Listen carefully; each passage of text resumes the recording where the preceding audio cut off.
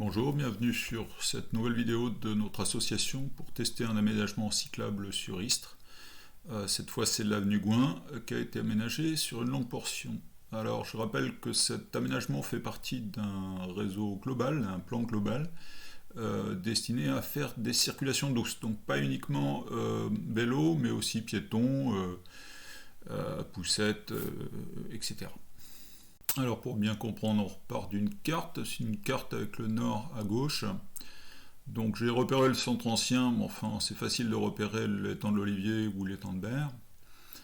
Alors je mets aussi sur la carte l'avenue de Radolfzell, où il y a un aménagement cyclable qu'on a déjà analysé, et puis l'aménagement cyclable ancien combattant Corniche de Suffren qu'on ne tardera pas à analyser. Mais donc la piste qu'on va analyser, c'est celle de l'avenue Félix Gouin. Je la mets en vert parce qu'elle a été complètement refaite sur toute la partie nord. C'est un code qu'on essaiera de garder. Ensuite, on continuera quand même sur la partie sud. Donc c'est les aménagements anciens, mais qui valent le coup d'être remontrés. C'est d'ailleurs de cette partie sud qu'on va partir. Donc on passera le rond-point de l'avenue Cardaline. On arrivera sur Nelson Mandela où on croisera Radolfzell. On continuera ensuite vers le nord en passant Aimé Césaire et puis on continuera jusqu'à la fin l'avenue Saint-Exupéry. Ensuite on refera tout dans l'autre sens parce que c'est une piste monodirectionnelle donc de chaque côté et que chaque côté va le coup d'être analysé. Alors on part du rond-point en face de l'AFPA, un rond-point très récemment réalisé et on voit que c'est des bandes cyclables et surtout quand on en sort sur Gouin qui a 2 fois 2 voies, on a passé des ralentisseurs. Ce qui fait que les voitures sont ralenties et que le rond-point est relativement sécurisé. Le rond-point suivant, qui est plus ancien, d'abord a une forme de patate. Longtemps, les voitures qui étaient sur le rond-point n'avaient pas priorité. Donc il n'a pas été conçu pour laisser la priorité à ceux qui sont dans le rond-point et qui est encore très dangereux pour les vélos. Mais bon, nous on tourne tout de suite à droite, donc c'est pas dangereux. Et là, on a donc les anciens aménagements, on est sur la partie sud de Gouin et encore dans les pistes, dans les bandes cyclables. Alors on roule en direction du nord, on a le quartier de la Préina à droite et celui de Papaou à gauche. On va passer sous une passerelle piétonne qui date des années 70 quand on séparait les flux complètement, mais que la voiture était privilégiée. Longtemps les vélos pouvaient la prendre, mais les scooters aussi, ils ont mis des filtres scooters et c'est devenu impraticable au vélo. Donc le rond-point de l'avenue Cardaline sur lequel on arrive était impraticable pour les piétons et ils l'ont aménagé récemment avec 2 ralentisseurs pour les passages floutés. Du coup c'est devenu sympa pour les vélos et tout à fait sécurisé.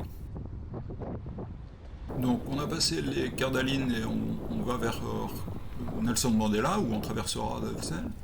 Donc à ce niveau-là, Gouin est à 2 fois 2 voies. Et le problème de ces 2 fois 2 voies, c'est que pour les vélos, c'est de les traverser de temps en temps, quand sur la gauche, vous avez quelque chose qui vous intéresse. Donc là, il y a le magasin Netto et puis le Pôle emploi derrière, et si je veux y aller, je suis censé aller jusqu'à Nelson Mandela ou jusqu'au feu qui est entre les deux, m'arrêter, demander le feu rouge, traverser, etc. Clairement, il n'y a pas assez de traversée du terre-plein central pour les vélos. Alors je dis ça parce que cette situation va se répéter après le rond-point Nelson Mandela.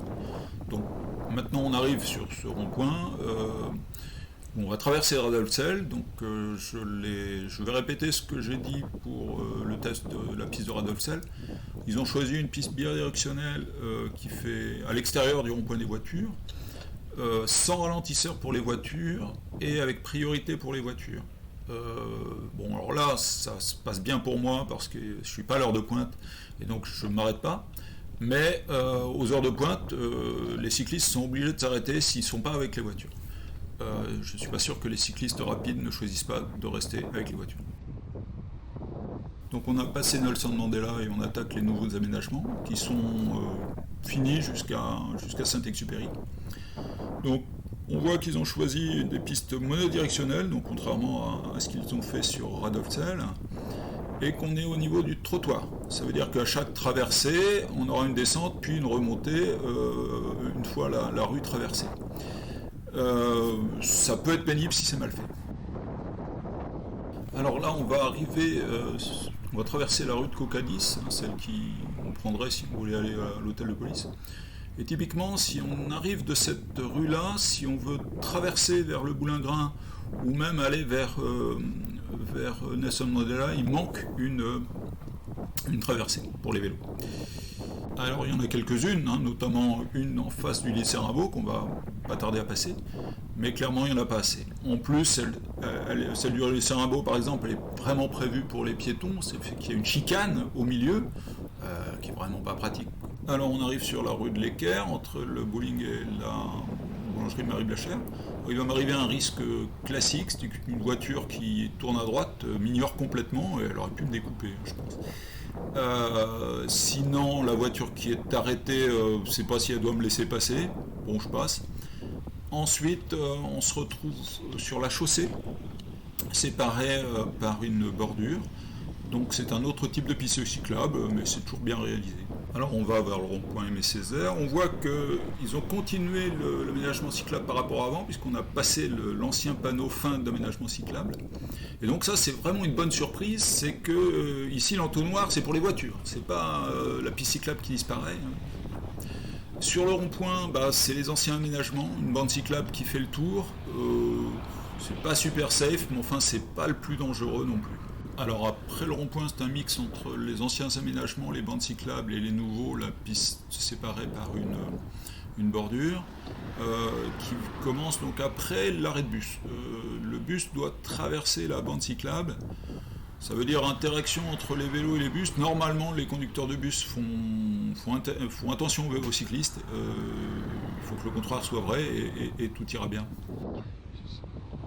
Donc de ce côté, jusqu'à Saint-Exupéry, ce sera construit dans ce style-là, donc avec bordure. Et puis, au niveau des ronds-points, il y en aura beaucoup. C'est des ronds-points avec une seule voie, donc les voitures vont pas trop vite. En général, il y a des ralentisseurs, donc pas pour le premier, mais ensuite il y en aura. C'est plutôt bien réalisé, hein, donc les arrêts de bus, il y a interaction, mais c'est la moins mauvaise solution.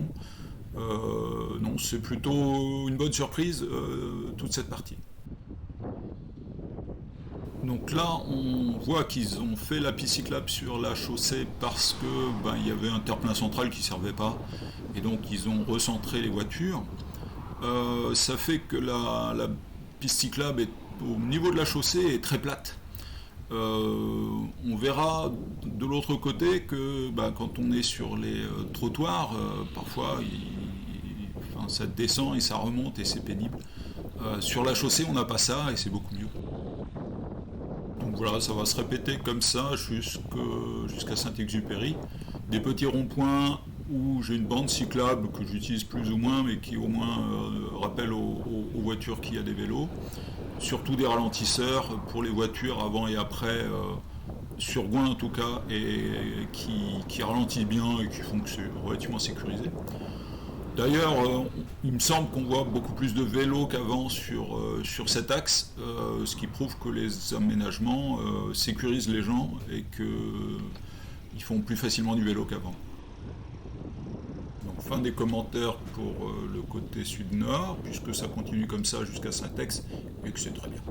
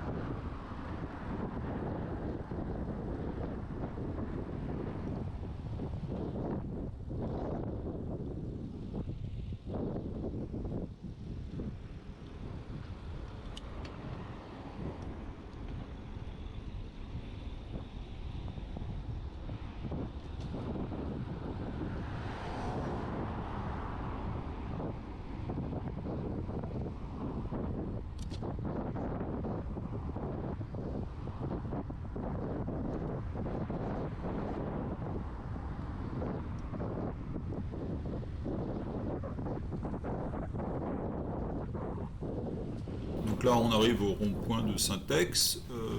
La vidéo va s'arrêter. J'en profite pour vous remontrer la carte de l'aménagement. On va faire demi-tour et repartir de l'autre côté. Donc nous voilà de l'autre côté du rond-point de Saint-Exupéry et c'est reparti pour l'autre côté. Alors au début, la route monte et donc la piste cyclable est d'autant plus bienvenue, puisque là je suis plus lent que les voitures, beaucoup plus lent, et donc plus fragile, et je suis très content d'avoir la bordure. Donc là on a passé 2 entrées-sorties d'immeubles, on ne sait pas, mais on les a même pas sentis parce qu'on est sur la chaussée et qu'on n'a pas à descendre et puis remonter sur un éventuel trottoir. Alors on arrive sur le premier rond-point qu'on trouvera dans ce sens. La piste cyclable se transforme en bande. Ça se réduit pour les voitures, une petite interaction, mais enfin ça se passe pas plus mal que dans l'autre sens, et c'est correct. Alors comme à l'aller, je vais arrêter les commentaires sur cette partie parce que j'ai tout dit, et on recommencera à la piscine où là ça va de nouveau changer.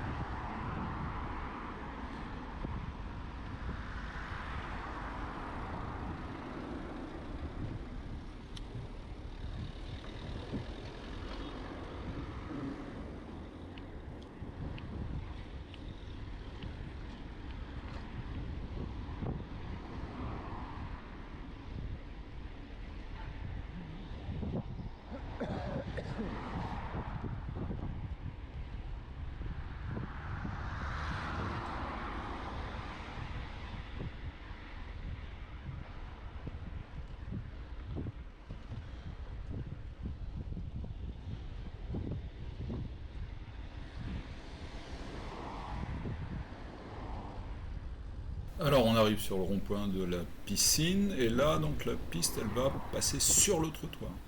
Donc là on remarque que déjà au rond-point il n'y a pas de ralentisseur. Et puis pour monter sur le trottoir c'est déjà assez violent. Ensuite c'est moins plat, il y a des plaques d'égout.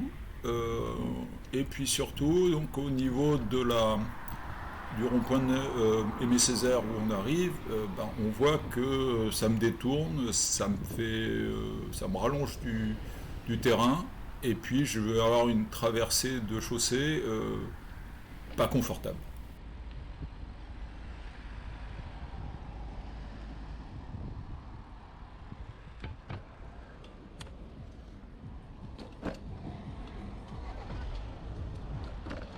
Alors on a entendu le vélo avoir mal, et c'est pas la dernière fois, puisque jusqu'à Nelson Mandela ça sera le problème, c'est les traversées de route qui arrivent sur la droite.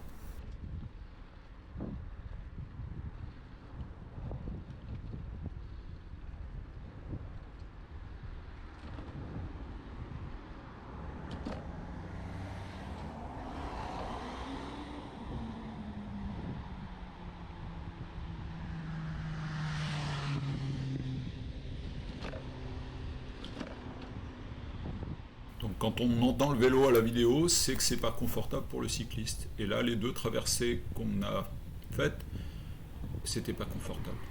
De l'autre côté, on l'entendait moins, c'était beaucoup plus réussi. De ce côté-là, c'est pas bien fait.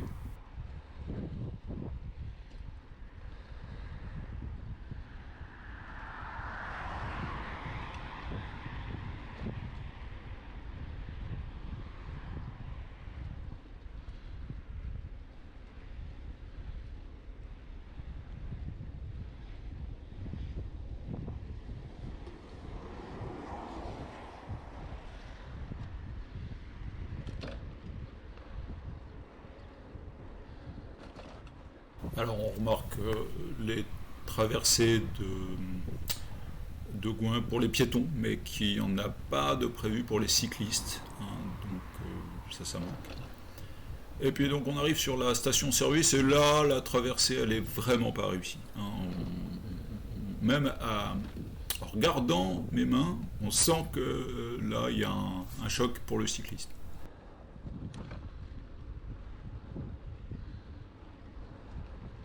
Alors on arrive sur Nelson Mandela avec son étrange piste bidirectionnelle qui fait le tour. Moi je préfère le prendre dans le sens des voitures, ça me semble plus sûr.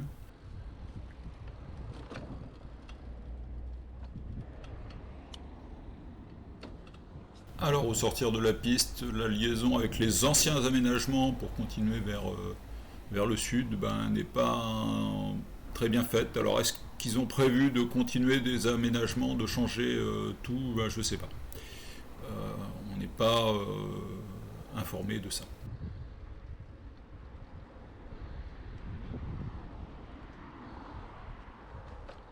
Donc on va continuer jusqu'au rond-point des Cardalines sur les anciennes bandes cyclables qui ont l'avantage d'être sur la chaussée.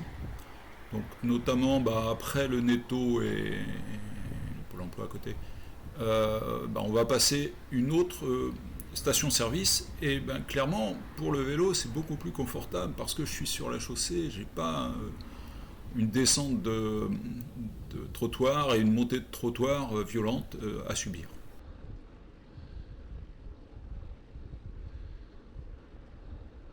Et on arrive sur le rond-point des Cardalines que j'aime particulièrement parce que je me souviens du temps où c'était un carrefour qui était compliqué à prendre pour les vélos si on voulait tourner à gauche. Donc c'est ce que je vais faire avant d'arrêter la vidéo.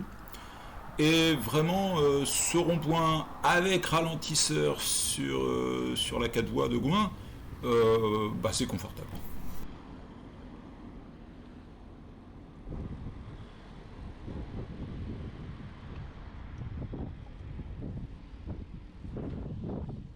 Voilà, bon, après le rond-point, la vidéo va s'arrêter. Merci de l'avoir regardé jusqu'au bout si vous êtes encore là.